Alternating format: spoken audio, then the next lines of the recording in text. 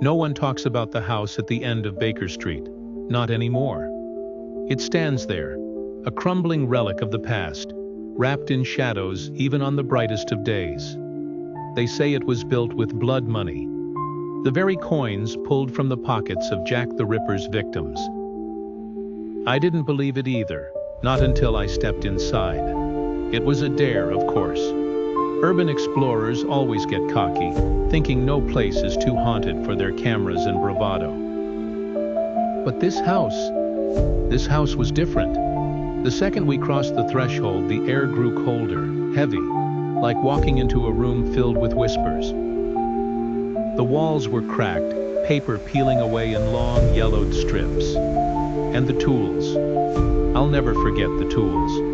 Rusted metal hung along one wall, jagged edges still sharp enough to cut bone. They looked more like instruments of pain than any handyman's kit. "They say he worked here," Mike whispered, his flashlight shaking in his grip. "Not just hid, but worked." I knew what he meant. It was rumored this was Jack's workshop, his sanctuary, the place where the screams were swallowed by brick and wood, never to be heard outside those walls. "Stop it," Sarah hissed, her eyes wide, darting to every shadow.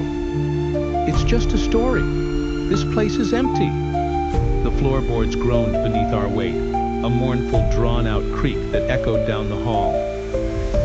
I heard something then, a whisper, faint, like a breath against my ear. I spun around, but no one was there. We moved deeper into the house, drawn by the morbid curiosity that gets people killed in horror movies. I wish we'd turned back. God, I wish we'd turned back.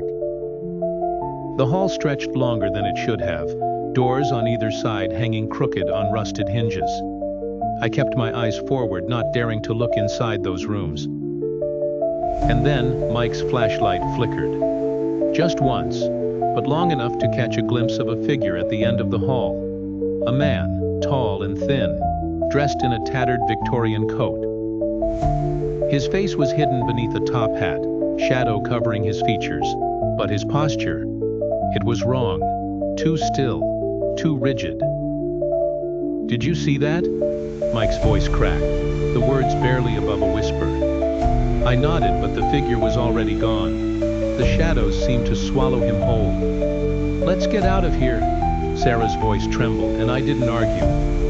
We turned, our footsteps echoing too loud against the rotting wood. The air grew colder.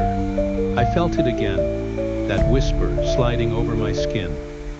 My heart raced, and I knew we were not alone. The house groaned, and from somewhere deeper inside, I heard it. A scraping sound, metal against stone. It was deliberate, rhythmic, like someone sharpening a blade. Then, the scream. It was brief, cut off too soon, but so filled with agony that my blood ran cold. We ran. The door slammed shut behind us, and I swear the house sighed, as if disappointed we'd gotten away. No one talks about the house at the end of Baker Street. Not anymore. But I can't forget. I still hear the whispers at night, still see that shadowy figure in my dreams. They say some houses remember, and some never let go.